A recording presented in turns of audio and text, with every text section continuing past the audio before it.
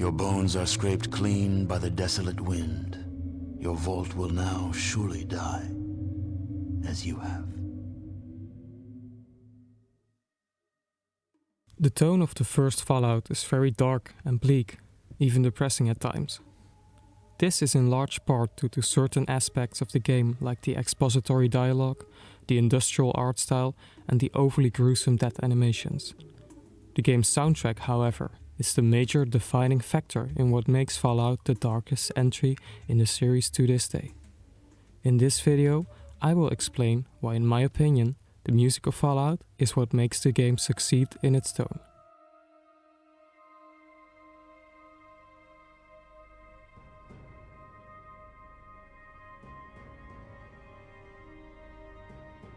Fallout is an isometric role-playing game published by Interplay Entertainment in 1997, set in post-nuclear California. Your ancestors managed to get to a vault in time when the bombs fell in 2077, about 84 years before the start of the game. You have spent your entire life in that vault, never learning about the devastated world outside. After years, the vault's water chip is failing, so you are sent outside to find a new one. No reason is given as to why you are chosen, because you are supposed to make up your own based on your character's stats in a special system. So, whether you are chosen because of your skills, or lack thereof in the case of low intelligence builds, is up to you. Role-playing is in the title after all. Development on Fallout was headed by Interplay employee Timothy Kane, who wrote the entire engine the game runs on by himself. First, the game was developed as a sequel to the Wasteland franchise, and later as its own separate game. Over time, and with the incentive of free pizza, a passionate team formed around the development of Fallout. Despite the clear passion of the people involved, Fallout was not as highly regarded among the studio's higher-ups. The game even came close to cancellation on numerous occasions. It worked out in the end, and development on Fallout 2 would start before the first one was even released. With a proper team and resources this time, it took them only a year to make Fallout 2. Bethesda would eventually acquire the license to the series in 2004 and would release its own installments. These games, and even Fallout 2, are a lot less dark than the first game. An increase in cultural references, a focus on action and gunplay, and fewer consequences for the player's actions are all reasons for this. In an interview with Eurogamer, Leonard Boyarsky, another key figure in creating Fallout, tells about how the original team went about implementing the 1950s aesthetic, as opposed to how Bethesda would choose to do so in their iterations. It's about, and they are, obviously, but hearing how some of the ideas came into fruition, it's not quite as structured as maybe I thought. Probably a little less structured, yeah. If you look back at some of the stuff, we had done almost all of our armors before we had made the decision that we were going to be this 1950s weird future thing.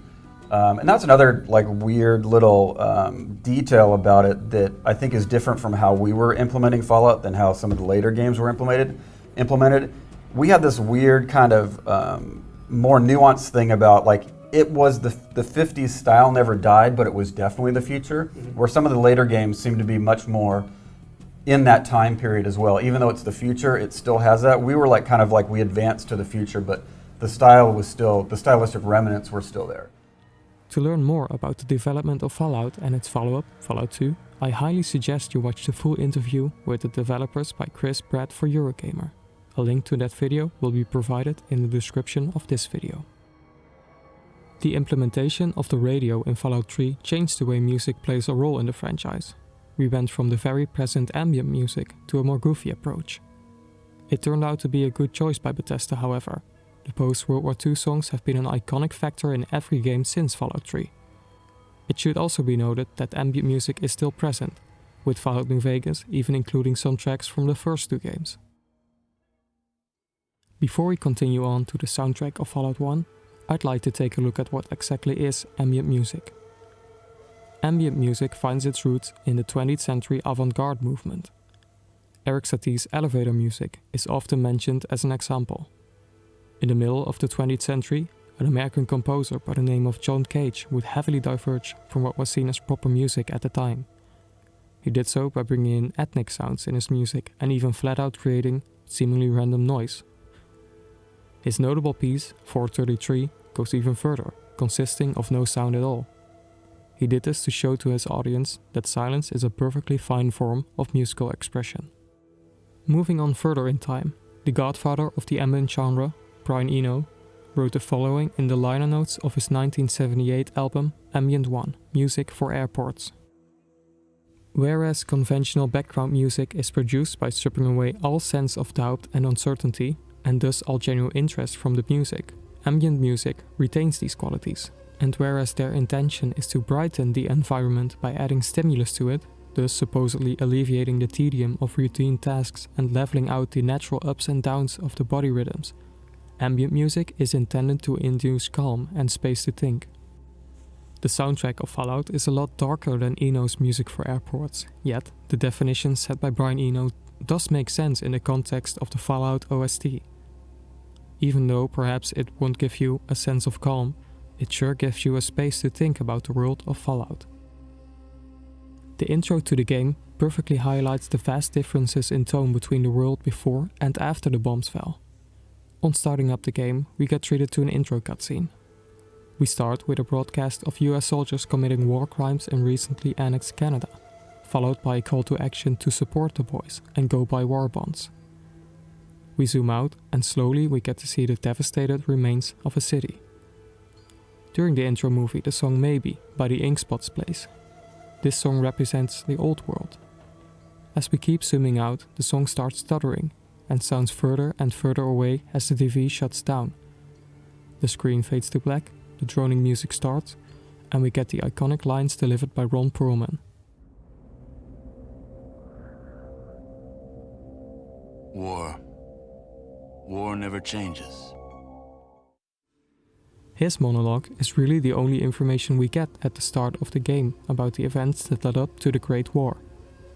The entire game is shrouded in mystery about the pre-war world, a theme that is weaved throughout the game's music as well, like a shadow of the old world. The entire soundtrack manages to set the perfect tone for this game. Of course, the music does what ambient music is all about, creating an atmosphere. Overall, the atmosphere set by the Fallout OST could be described as eerie and dark, closely following the likes of Aphex Twin. This is not without reason. In an interview with Game OST, Fallout's composer Mark Morgan said the following: "When Interplay was thinking of using me for the game, they sent over some music that they liked and wanted me to do something similar to a demo. The CD they sent me had no titles or artist names, just a few pieces of unidentified music. I gave Interplay what they wanted, and I think they must have used some of my demo in the final game. At the time, I wasn't familiar with the works of Aphex Twin. To me, it was just my interpretation of what Interplay asked for." Whether you think this is a case of plagiarism or just artistic influence, there are some very distinct parts in the composition that make this soundtrack as effective as it is. Take the track Metallic Monks for example. The distant sirens, the grinding metal, the dripping water, the static of an old ham radio, the Morse code that rises to the surface at the end of the track.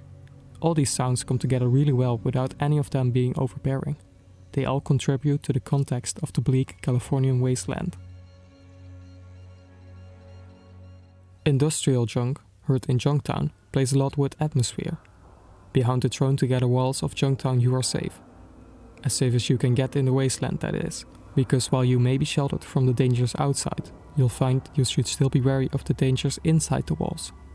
From the crooked casino boss Gizmo sending assassins to get rid of the local sheriff, to a flat-out gang terrorizing the nightlife. The clanking of the metal, the wind that whistles against the walls, it's all just calm before the storm that is about to go through this town.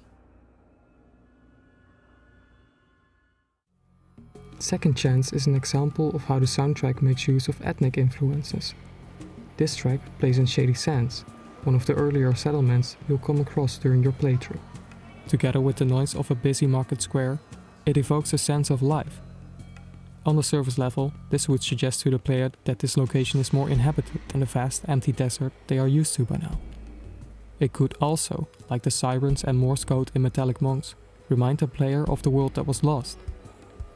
Without explicitly telling or showing the player much, like in the pre-war section of Fallout 4, The music gives you the sense that there was something before, something better than this.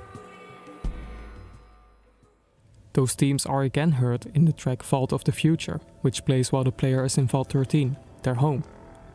Mechanical sounds, a typewriter and a Russian voice talking about reports on the evolution of the nuclear arsenal and social psychological problems.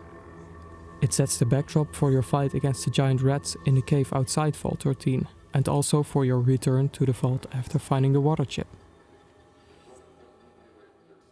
Human aspect is very present in Followers of the New God. It exhibits a form of environmental storytelling with audio. You hear church bells, howling wind and deep monotonous chanting. You make your way through this section, first to the highest level of the cathedral and then to the deepest level of the vault underneath it, never escaping the ominous feeling. The more you see, the more disturbing it gets. Notably, the track doesn't pick up much as you make your way to the Master, the final boss of the game. Instead, it serves as a horror-esque backdrop to this increasingly unsettling place. This is fitting, however, as fighting him is not the only option you are handed in this final encounter. After dealing with the Master in whatever way we choose, we return to Vault 13, only to get told that we have to leave forever. We get a cinematic of our character walking off into the desert with her head hanging. Maybe plays again, making more sense now with this new context. The world of Fallout is bleak and hostile, something that the music heavily reiterates with its slow, dark soundscapes and mechanical noises. The soundtrack keeps you reminded of the pre-war world, with human sounds, be it in the form of chanting or a busy market square. In the end, all it does is make you feel more alone and foreign. The whole game revolves around saving your home, the one place you really belong. The irony in the ending is that by doing what you did, you changed, for better or for worse, and are no longer allowed to live with your family and friends.